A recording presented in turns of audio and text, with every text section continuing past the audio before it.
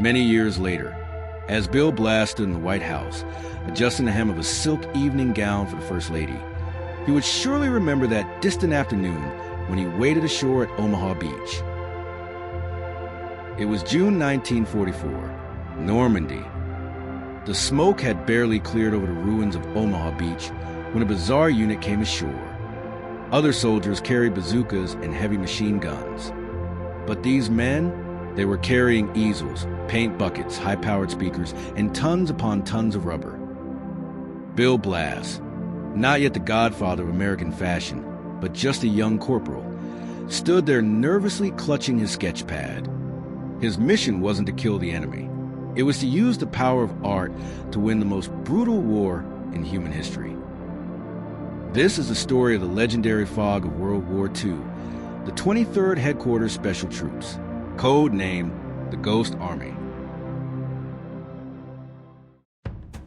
To assemble this crew was a miracle in itself. When the Pentagon decided to form this special unit, they didn't go to gyms to find muscle. They set up recruitment stations at top art schools like Pratt and Cooper Union. This unit boasted an average IQ of 119, making them one of the smartest groups of men in the entire U.S. Army. Life in the barracks was completely off the rails. Officers were headache-prone, finding that their soldiers didn't like cleaning rifles, but preferred sketching nudes in their tents and hosting impromptu art salons. That's how Bill Blass got roped in. He thought he was going to paint propaganda posters until his commanding officer pointed to a pile of deflated rubber and told him, "From today on, you are magicians. Your job is to act like a peacock spreading its tail, to lure the Germans into pointing their guns right at you." Shortly after landing, the Ghost Army made its debut in the forests of Cerise. The Allied main force, the 2nd Armored Division, had to secretly withdraw to attack the flank, leaving a fatal gap in the defensive line. If the Germans realized nobody was home, a single counterattack could cut the Allied forces in half. Blass broke out their ace in the hole, the M4 inflatable Sherman Tank. Folded up, it was the size of a suitcase, fully inflated. It weighed only 93 pounds, lighter than a fashion model, but give it 20 minutes, and it transformed into a steel beast weighing tens of tons. But these artists were obsessed with detail.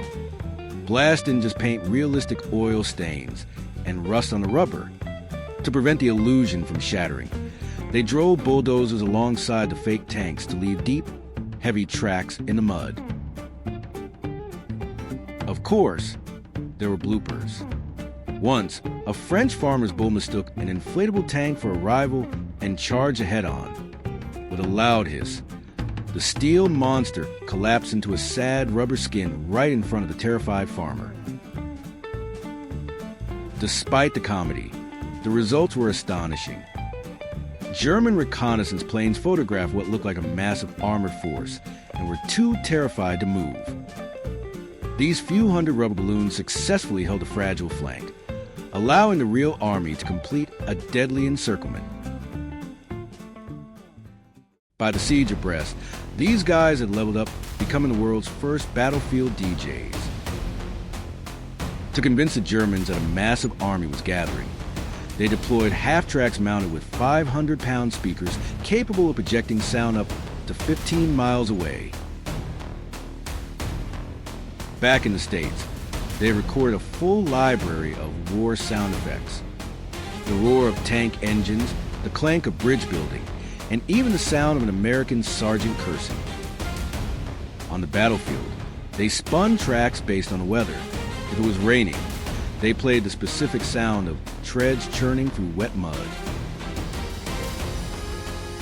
This time, the audio tricked the enemy completely. Misled by the noise, the German commander shifted his precious heavy artillery and reserves to the flank to blow up thin air.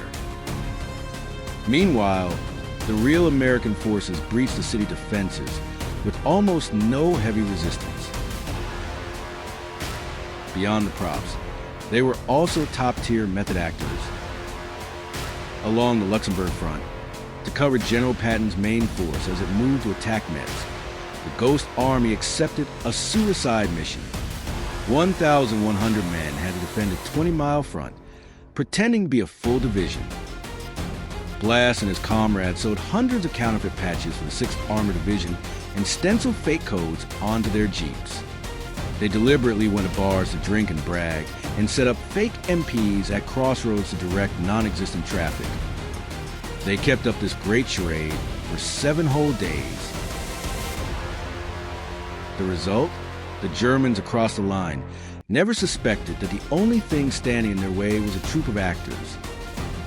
The fragile line held, Patton's rear was secured, and a great victory was born from a lie. March 1945, the banks of the Rhine. The Ghost Army faced their final exam, Operation Fearsome. This was Nazi Germany's last line of defense. The U.S. 9th Army had to cross the river, but if they didn't draw the Germans away, the water would run red with blood. It was the grandest performance of their lives. They had to conjure 2 infantry divisions, 30,000 men out of thin air, along 10 miles of riverbank. Over 600 inflatable tanks lined up. Radio operators flooded the airwaves with fake traffic. The speaker trucks blasted a symphony of bridge-building noise. It was a perfect illusion. The Germans took the bait completely. They massed all their artillery and unleashed hell on the empty Ghost positions.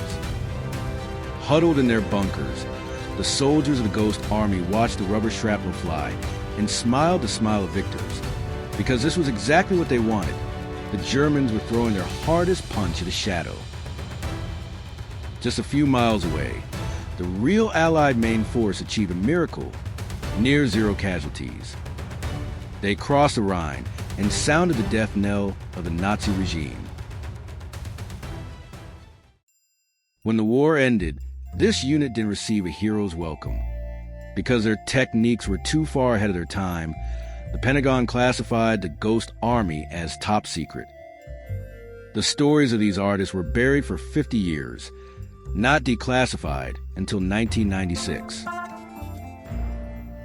Bill Blass returned to New York, traded his uniform for fabric shears, and became the man who defined American elegance. But he never forgot those days spent inflating tanks in the mud. And history will not forget that behind the thick fog of time, there was a group of artists like Blass who used air, paint, and imagination to save tens of thousands of lives.